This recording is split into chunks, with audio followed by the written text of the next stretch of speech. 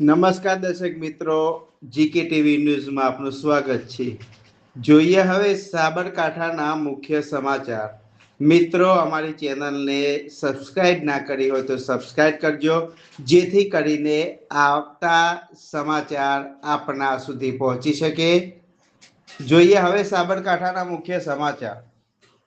વડાલી ખાતે યુનિવર્સિટીના સબ સેન્ટર નજીક આવેલા ડમ્પિંગ સાઇટમાં અચાનક આગ લાગતા વિસ્તારમાં અફરાતફરીનો માહોલ સર્જાયો હતો.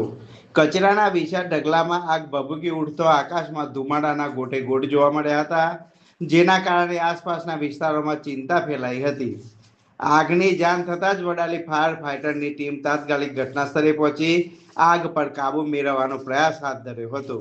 જોકે કચરાના ઢગલામાં આગ વધુ પ્રસરતા પરિસ્થિતિને ધ્યાનમાં રાખી ખેડબ્રહ્મા ફાયર વિભાગની મદદ લેવામાં આવી હતી.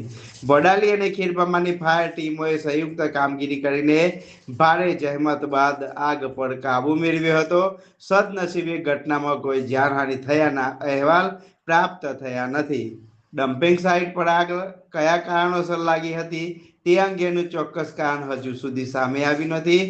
સંબંધિત તંત્ર દ્વારા આગ લાગવાના કારણોની તપાસ હાથ ધરવામાં આવી છે. નમસ્કાર દર્શક મિત્રો, જીકે ટીવી ન્યૂઝમાં આપનું સ્વાગત છે. જોઈએ હવે સાબરકાંઠાના મુખ્ય સમાચાર. મિત્રો, અમારી ચેનલને સબસ્ક્રાઇબ ના કરી હોય તો સબસ્ક્રાઇબ કરજો, જેથી કરીને આવતા સમાચાર આપના સુધી પહોંચી શકે. જોઈએ હવે સાબરકાંઠાના મુખ્ય સમાચાર.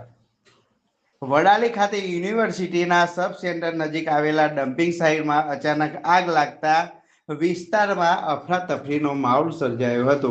કચરાના વિશાળ ઢગલામાં આગ ભભૂકી ઉઠતો આકાશમાં ધુમાડાના ગોટે ગોટ જોવા મળ્યા હતા, જેના કારણે આસપાસના વિસ્તારોમાં ચિંતા ફેલાઈ હતી. આગની જાણ થતાં જ વડાલી ફાયર ફાઈટરની ટીમ તાત્કાલિક ઘટના સ્થળે પહોંચી આગ પર કાબુ મેળવવાનો પ્રયાસ હાથ ધર્યો હતો. જોકે કચરાના ઢગલામાં આગ વધુ પ્રસરતા પરિસ્થિતિને ધ્યાનમાં રાખી ખેડબ્રહ્મા ફાયર વિભાગની મદદ લેવામાં આવી હતી. વડાલી અને ખેડબ્રહ્માની ફાયર ટીમોએ સંયુક્ત કામગીરી કરીને ભારે જહેમત બાદ આગ પર કાબુ મેળવ્યો હતો. સદનસીબે ઘટનામાં કોઈ જાનહાનિ થયાના અહેવાલ પ્રાપ્ત થયા નથી. ડમ્પિંગ સાઇટ પર આગ કયા કારણોસર લાગી હતી તે અંગેનું ચોક્કસ કારણ હજુ સુધી સામે આવ્યું નથી. સંબંધિત તંત્ર દ્વારા આગ લાગવાના કારણોની તપાસ હાથ ધરવામાં આવી છે. નમસ્કાર દર્શક મિત્રો, જીકે ટીવી ન્યૂઝમાં આપનું સ્વાગત છે. જોઈએ હવે સાબરકાંઠાના મુખ્ય સમાચાર. મિત્રો, અમારી ચેનલને સબસ્ક્રાઇબ ના કરી હોય તો સબસ્ક્રાઇબ કરજો, જેથી કરીને